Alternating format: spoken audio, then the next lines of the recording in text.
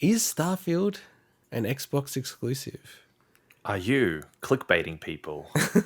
It's not clickbait.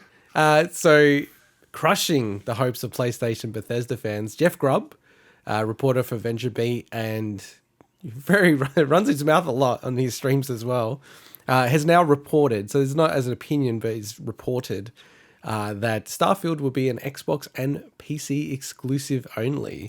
So the game revealed officially on the E3 2018. Didn't have a platform at the time or even a release window. All we understood was that it's going to release before Elder Scrolls 6. And then, from that period of time, there's been kind of just little snippets of information, including Phil Spencer at the Bethesda Roundtable, just kind of reiterating their view on exclusives and that they want to deliver great exclusive games for you that ship on platforms where Game Pass exists. Subsequent to this, Jason Schreier from Bloomberg has confirmed from his perspective, and again, I take this as reporting rather than opinion, that it will be shown at the Microsoft/Bethesda, but you'd think it's just the Microsoft E3 presentation, and release date will be teased, but very unlikely is 2021. It looks like it's late 2022. I actually did go back, boys, and bake in the oven. Checked our predictions for this year and just like what games we were hyped about, and we did actually mention. I think none of us thought that Starfield was going to come out this year, so. We're on the money. That's Swinny, cool. That's cool. As the RPG nutcase of the crew, are you sad that this is an Xbox exclusive? As your icon is an Xbox Series X. I'll restate what I've stated whenever we've talked about Bethesda and Microsoft. I'm sad that there will be less people that can be able to play the games that they want to play. Yeah, same. So yes, I am. But I'm not surprised. Yeah, so I still feel like there's a chance that they'll make them ultra-timed exclusives. So release them by 2 to 3 years. Yeah, all right. So longer time frame. Okay. Yeah. I don't know. At that point, are you still selling the console with that? And do people... Because, the whole point of having it as an exclusive is to sell Game Pass and it's to sell Xbox, right? To get people drawn into that. But after 3-4 years of a game, like surely by that stage you're like, okay, I'm not going to sit here and not get a console, or I'd rather wait another 3-4 years to play a game. Like most people will probably just, you know what I mean? Yeah, look, and I hate saying this, and I can't remember everything I've said on it, but I probably have to admit I'm wrong. Like, so even when I said it, I was like, what? Choking. I'm wrong. They are going down that Netflix route, which is, Netflix originals just never come out on anything else, even if Netflix isn't a big presence in that place, in that country. And you look at Starfield and Elder Scrolls 6, stuff like that. They just draw people into Game Pass. So, obviously the argument will be get Game Pass on your console, and then, you can have Starfield, right? That's one way to do it. So... And we're going to go into it later. I'm going to do like a follow-up on the Apple versus Epic. But there was some court documents that came out which were heavily redacted, but they were redacted in a really weird way where it was obvious that they were talking about Microsoft and Nintendo in commercial negotiations. And then you look at it and you think, well, what are they going to negotiate about outside of Game Pass? Like there surely wouldn't be anything. So yeah, that would be a really interesting E3 announcement if Game Pass is coming to the Switch. But yeah, it looks like they are shutting up ship, Swinny, and your beloved Xbox might be having a go back at PlayStation. It might become like 360 versus PS3 all over again.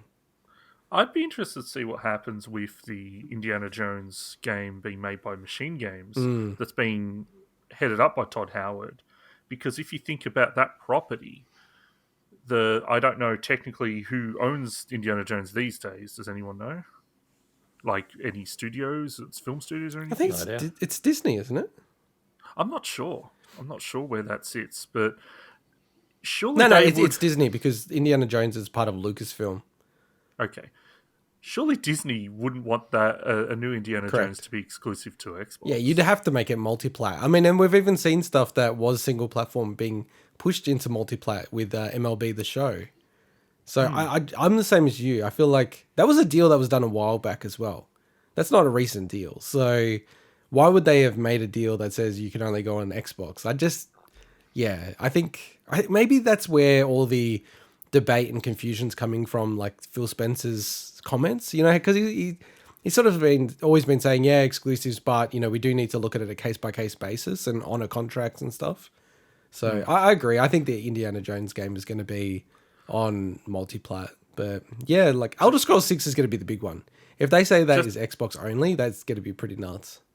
Just a word of advice, and I don't say this with any glee whatsoever, like no joke. Like outside of the fact that, as a joke, we've got me as an Xbox, and obviously my main platform is an Xbox these days. Only. I think, no, I play Switch, I play PC.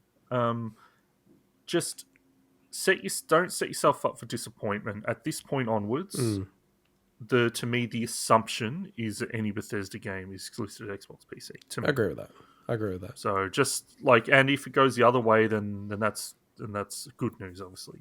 But to me, it's I just think to go through this game after game, like the next Wolfenstein or the next Fallout, I think at this point we should assume that's going to be the case. Yeah. But it is weird though to me, because I feel like Wolfenstein would be really weird to be Xbox exclusive.